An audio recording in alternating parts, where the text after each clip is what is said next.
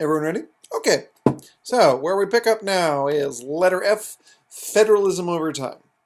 So, in the beginning, the relationship between the states and the US government was nebulous at best. No one was really sure who was in charge, because remember, we had the Articles of Confederation, where the states did everything, and we of course also had the English monarchy, where the national government did everything. So now that we've got the Constitution, there's still this very much sort of where no one knew who was supposed to do what. There are two big Supreme Court cases that basically lay out what the national government is going to be doing when it comes to the states. The first one is McCulloch v. Maryland. The case of McCulloch v. Maryland deals with the U.S. government's plan to build a national bank. It was Alexander Hamilton's idea, so feel free to start singing Hamilton, those of you who know what I'm talking about. But in any case, McCulloch v. Maryland dealt with Alexander Hamilton's plan to build a national bank. They wanted to put the bank in Maryland, but Maryland did not want the bank. And so Maryland wanted to tax the bank. Maryland said that if you're going to put the bank on our territory, we get to tax it and collect money from it. The logic being that they could tax it into oblivion. They could just keep taxing it until the bank would either have to go insolvent or disappear or go home crying to its mommy. I'm not really sure. But in any case, it goes to the Supreme Court. In the case of McCulloch v. Maryland, the Supreme Court says two very important things. The first is the Supremacy Clause. They reinforce the Supremacy Clause by saying the national government beats the state government. So we don't care if Maryland wants the bank or not. The national government gets to put it wherever they feel like. So the first part is the Supremacy Clause. Again, national government wants a bank, doesn't matter what the state wants. We're going to put the bank in your territory because the Supremacy Clause says national government beats state government. The other thing it really emphasizes is the Necessary and Proper Clause. The Necessary and Proper Clause says that the government, remember, has the ability to do anything necessary and proper for the purpose of its expressed powers. Which, again, you shouldn't have to write that part down in theory. We've talked about that on Wednesday or Thursday, but in any case, Necessary and Proper Clause, that's what it says. So in this case, they said, yes, the government can build a bank. Even though the word bank is not in the Constitution, the government can build a bank because a building a bank is necessary and proper for the fulfillment of its duties, mainly things like regulating the economy, taxing, printing money, and so forth. So that's why McCulloch v. Maryland is important. It brings up both the Supremacy Clause and the Necessary and Proper Clause. The other big case here is Gibbons v. Ogden, which is just fun to say. It's a lot of G's and B sounds. Ogden and Gibbons. Gibbons v. Ogden involves a steamboat that wanted to sail between New York and New Jersey, and both states wanted to tax it. And the question was who had the right. The Supreme Court said neither. The Supreme Court said that neither New York or New Jersey could tax it because it's going between states on the river. It's actually U.S. government property. So, because it's interstate commerce, that is going to be U.S. government property, not New York or New Jersey.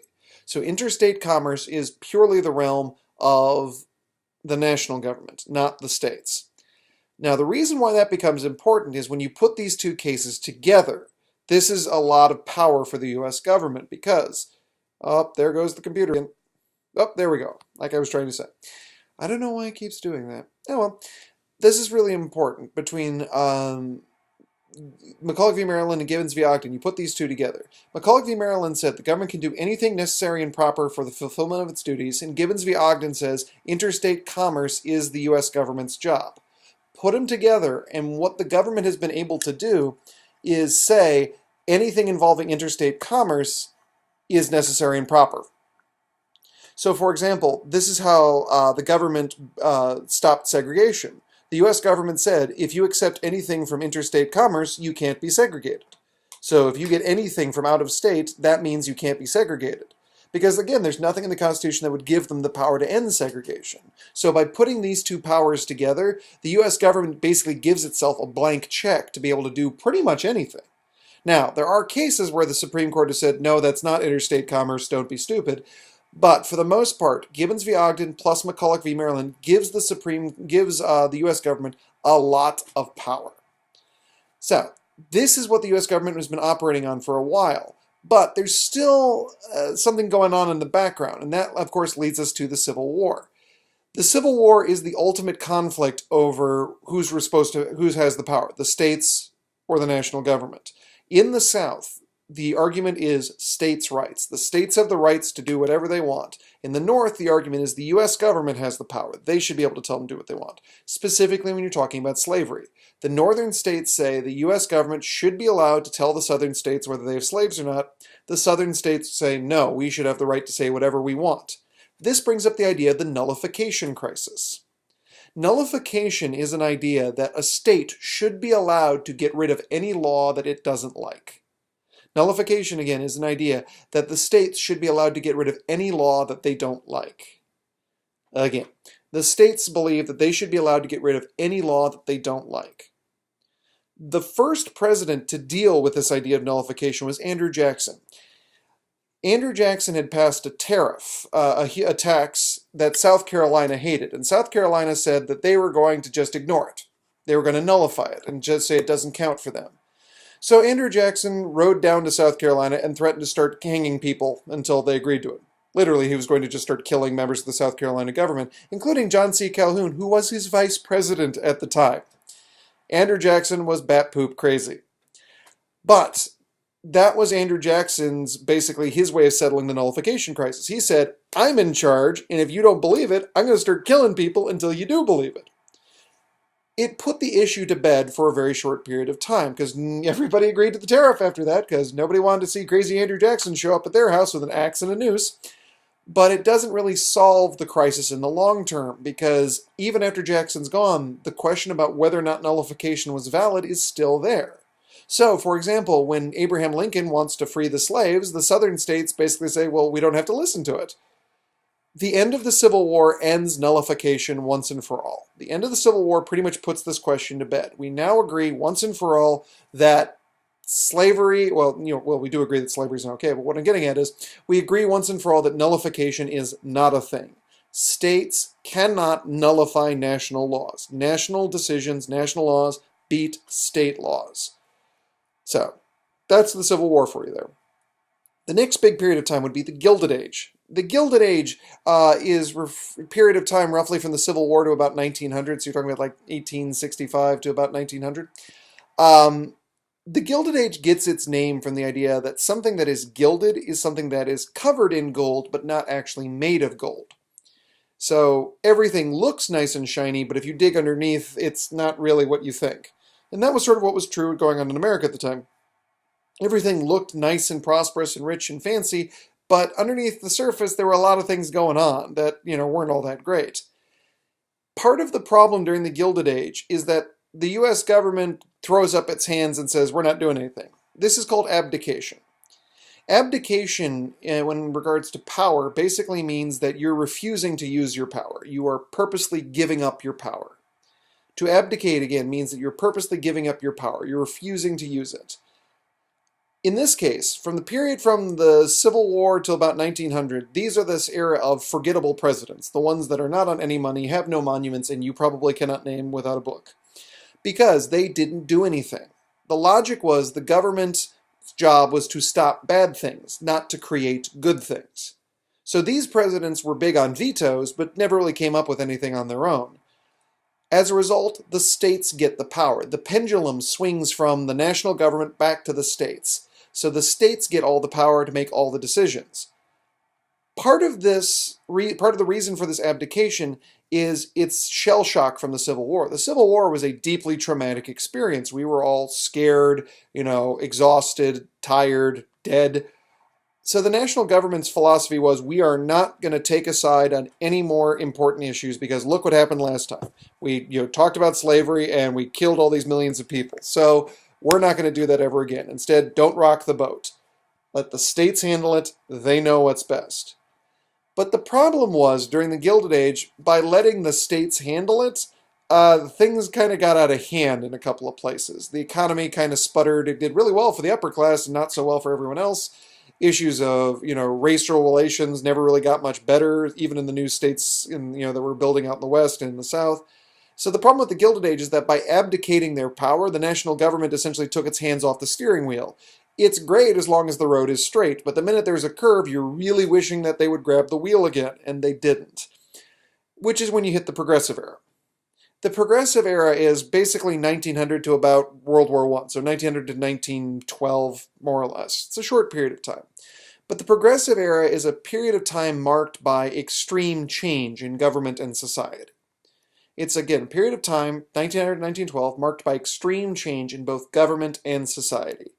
Um, the big name in the Progressive Era is Teddy Roosevelt. Teddy Roosevelt is your big person for the Progressive Era. The Progressive Era is swinging back from the states to the national government. In the Progressive Era, the people demanded the national government should do more. They should solve all these problems, things like child welfare, social welfare, environmental issues, and Roosevelt was going to do something about it. Which brings us to the idea of the bully pulpit. The bully pulpit was an idea that Roosevelt talked about. The pulpit, the term pulpit, refers to, in church, that's the podium that the priest stands behind, and the priest talks about the issues of the day. Roosevelt said that the presidency was the bully pulpit, which means that he could use the presidency to talk about whatever issues he felt were important, whatever things he wanted to do. Take, for example, the Pure Food and Drug Act. Roosevelt read a book all about the Chicago meatpacking industry called The Jungle, and it basically talked about how terrible it was. It was disgusting. Fingers were getting lost in the meatpacking process, rats were getting caught in the machine, excrement, bugs. Roosevelt read this book and was so outraged that he demanded Congress make a law. And that law is the one that we have today, the Pure Food and Drug Act, which basically requires that food actually be pure and not, actually be what it says on the box, as opposed to, claiming it's beef and actually be something else entirely. There's nothing in the Constitution, theoretically, that gives Roosevelt that power, but what Roosevelt said is, I need to do something, I'm going to do something. We'll talk more about this when we get to the chapter on the presidency, but Roosevelt was an incredibly, almost hyperactive person. One of my other favorite stories, and again, we'll get to this later on, but Roosevelt also basically created modern football. The original game of football in America was so violent that college players were dying on the field every weekend. So Roosevelt called the heads of the various colleges to the White House and basically said, if you don't fix this game, I'm going to ban it. And so that's why they ended up with the forward pass, among other things, because that was the only way Roosevelt would allow this game to be kept in the country. And again, nothing in the Constitution gives him that power, but he said, it's a problem, I'm going to fix it. So during the Progressive Era, you see the power shift back to the national government, and the national government becomes much more aggressive in trying to solve all sorts of things, from economic problems to social problems to environmental problems. We create the national park system during this period. So all the power is back in the hands of the national government. And then World War I happens. World War I, like the Civil War, is a hugely scary event for us. It shocks us to our core, and we panic. And so this gets you to the return to normalcy. The return to normalcy is the period of time basically from World War I to about World War II. This is the strategy, or World War I to the Great Depression, I should say. So World War I to Great Depression. So you're talking about the 1920s. The return to normalcy comes from the campaign slogan of Warren Harding. Warren Harding becomes president in 1920 on this idea that we should go back to the way things used to be. And that's what the return to normalcy is. A promise to go back to the way things used to be. Reactionary. Go backwards to the way things used to be. Return to normalcy, which for the record, I don't think normalcy is actually a word. I've had an argument with the English department about this for a while. Not the point. I think it's normality is what he's looking for. But again, normalcy is what he promised. So during the return to normalcy, we basically go back to abdication. Harding and Coolidge promised to be the least presidents we've ever had. They refused to do anything. They're just going to let the government, let the states and let the people do whatever they want to. Arguably, this is worse than the Gilded Age in terms of government power.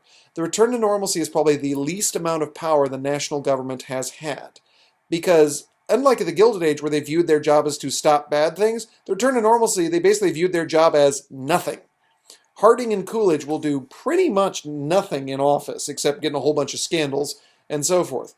Everyone tried to warn Coolidge that the Great Depression was coming, and Coolidge's response was, well, let's see what happens. Given that this is the 1920s and all sorts of other problems are going on, this was a really bad time to go into abdication, but that's what's going on. You go to, after that, of course, you get to the Great Depression. The Great Depression, everything falls apart thanks to the return to normalcy, which my wife has just texted me and in fact is a word, but I'm going to have to argue about that later because I don't think it is. I promise that it isn't. Normalcy is not a word. It is normality. It's in the dictionary. Boo. I call nonsense and shenanigans. Normalcy is not a word. In any case, where were we talking about? The Great Depression, right? Sorry. So the Great Depression happens because of the return to normalcy and our refusal to do anything. Again, we took our hands off the wheel, the car crashed into a ditch, and everyone was surprised. Franklin Roosevelt takes power back to the national government with the New Deal. So the New Deal, you're talking about the period from roughly the 1930s to World War II. The New Deal is Franklin Roosevelt's plan to fix the country. It essentially involves taking a whole lot of government programs, throwing them against the wall, and seeing what sticks. If the return to normalcy is the least power the national government's ever had, the New Deal is probably the most power the national government has ever had. Because under the New Deal, Franklin Roosevelt took power from the states to do whatever he felt like. He created job programs, he created environmental programs, he created arts programs, whatever he could think of, something that might give jobs to Americans and get the economy up and running again. Now, the effectiveness of the New Deal has been debated in history, depending upon your political ideology. It was either a wonderful program that saved the world or it was a terrible program that actually prolonged the Depression. We're not getting into that right now. But what you need to know is the national government grabbed the power and took it away from the states to serve the idea that Roosevelt said that we need one force guiding everything, and that was going to be the national government. The New Deal, of course, when Franklin Roosevelt passes away, the power slowly ebbs back to the states. There is no intentional thing like under the return to normalcy where the president's just said, done now, but the power slowly goes away from the national government back to the states until you hit the 1960s with the Civil Rights era. The Civil Rights era is essentially a period of time where the national government is forced to take power back because the states refuse to use it. During the Civil Rights era, the states were basically abdicating their own power. The Civil Rights era, you're talking about 1950s and 60s, arguably through the 70s, but it's a period of time where there's a huge amount of social unrest, especially regarding African Americans and their rights. In the South, the southern states in particular said, we're not going to do anything about it. We're not going to desegregate the schools. We're not going to enforce any Supreme Court decisions and so forth. And so as a result, the national government had to step in. Presidents like Kennedy and Johnson had to do more, had to be more aggressive with their power because the states were abdicating theirs, at least when it came to things like, again, racial equality and so forth. So the Civil Rights era sees the national government grab more power, but again, it's more because the states were refusing to do their jobs. In the 80s, you get to the Reagan Revolution. Ronald Reagan was a big believer in the idea of devolution. Devolution was the term for the purposeful giving back of power to the states. Unlike abdication, which just sort of happened, again, under abdication of the Gilded Age and the return to normalcy, the presidents just sort of threw up their hands and said, we're not going to do anything, you're on your own. Under the Reagan Revolution, devolution was a purposeful plan where the national government gave things back to the states, saying, this is now your job, this is now your job, and this is now your job. So Reagan purposely shrank the size of the U.S. government to give more power back to the states. Reagan's famous quote was saying, government doesn't solve the problem, government is the problem. So it was a purposeful choice to give power back to the states. Take, for example, the idea of revenue sharing. Revenue sharing was an idea that was actually proposed by Nixon and was started for a little bit under Nixon's period, but Reagan was a big believer in this idea, which was rather than giving the states money with strings attached, which we'll talk about on Tuesday, instead we should just share tax money with the states. They should just have a big pile of money. Everyone should take what they need.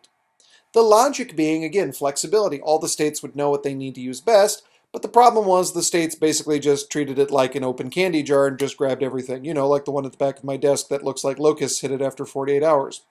Same idea. The tax money ran out too quickly. The revenue sharing program basically went bankrupt within a few years. But it still demonstrates the Reagan Revolution idea of the states should have more power and the states should have more responsibility and the national government should take a step back. Finally, we get to modern federalism. This has a good enough time as any to say, you know, we might not get to this point. If you are still watching this video on Friday, great. On Tuesday, we'll just go over some more things and possibly start the next unit. However, if you're watching this at home and we didn't get to this in class, don't worry, this is what we'll talk about on Tuesday. Now, modern federalism. Modern federalism, the relationship between the national government and the states is more balanced. It, again, depends sometimes on the president. The Republicans tend to be more in favor of the states. Democrats tend to be in favor more of the national government. But for the most part, in modern times, we've had more of a balanced relationship between the states and the national government. The national government oftentimes instead influences the states through the use of grants and aid. Grants and aid are gifts of money or resources from the national government to the states. And these grants are oftentimes used to encourage, discourage, or even force the states to do what the national government wants. So again, these are gifts of money or resources in the hopes of encouraging or discouraging or even forcing the states to do what the national government wants. Coming in three basic varieties. You start with block grants. Block grants are the ones that the states like the most because they're basically large sacks of money. So the national government says, here is $500 million for transportation. Now, that could be anything from building a new airport to fixing up roads to hiring a new transportation secretary. It's a huge, wide open area, and that's why the states like it. It gives them more flexibility, and again, it's a large chunk of cash. The problem with a block grant is that it's really open to interpretation. So again, let's say here's $500 million for education. That could be let's raise all teacher salaries, or it could be let's buy UNC a new football stadium. Both of those are viable because UNC is education, but of course that's not the goal that this national government had in mind. The next one would be categorical grants. Categorical grants are narrower and with more strings attached. So instead of just saying transportation, it might be road construction. So it's a narrower topic. And because of that, it's also a smaller amount of money. So instead of $600 million for transportation, here's $200 million for road construction. The other thing with categorical grants, again, is that there are more strings attached, more rules. Usually the states have to put up some of their own money. So, for example, we'll give you 100, but only if you put in 100 too. You also have to provide documentation and more proof that you're actually doing what we want and so forth. So categorical grants are a little trickier, but again, it's still a large chunk of money, just not as big. The third one, project grants, are the smallest. Project grants are very, very specific and usually a much smaller amount of money. So here's $100,000 to build a parking garage in Fayetteville. Very small, very specific. The other thing about project grants is that individuals can ask for project grants as well. You might have heard of like a college professor or a business getting a grant from the government. That's what this is talking about. So if I'm I'm working on a brand new AIDS vaccine, but I need money for supplies, the government might give me some money so I can do it. Or if I'm working on, like if I really want to save the spotted owl, but I need money for owl pellets. No, wait, that's owl poop, isn't it? Owl food, whatever you'd call owl food, mice. In any case, if I need food, I could ask the government for money to buy food for the owl. Miss Harry, for example, got a project grant one time. She applied to the National Education Administration, and she got that set of posters that she has in her room all about U.S. history. That was a project grant. So, the last thing, though, under here, unfunded mandates. Unfunded mandates are something that the national government loves and the state hates. An unfunded mandate is when the national government tells the states to do something, but doesn't give them any resources. They just say, you need to do it. Good luck. And then they walk out. So, for example, No Child Left Behind was one of these, where the national government said all the states have to raise test scores and didn't give them any money or any resources or any people. The national government loves unfunded mandates because it makes it look like they're doing something. The president says, I'm going to raise test scores by demanding all the states raise their test scores. But the states hate them because they can't do anything with it. It's like, you come home with an 85 and your parents go, do a 90 next time. Great, that's what I was planning on doing anyway. Do you have any advice? Do better! Okay. And that's the problem. That's what essentially the national government tells the states. Do better. And the states go, how? And the national government just, by doing better, darn it. And it doesn't work. So the states hate unfunded mandates, but the national government loves it because, again, it makes it look like they're doing something without actually having to spend tax money, which is always a good thing. So that takes you to federalism over time. That was a very long section, but hopefully you got everything you needed. We will talk about constitutional whiteout, talking about amendments and how amendments get made on Tuesday when I return, hopefully from the grave at that point. So, I think that's everything. And again, if you still have time in class, feel free to rewind or, take out a book or, roll up paper balls and throw them at Matthew's head. That's fine too. Hi, Matthew! Otherwise, I will see you guys later. Have a good night. Bye-bye.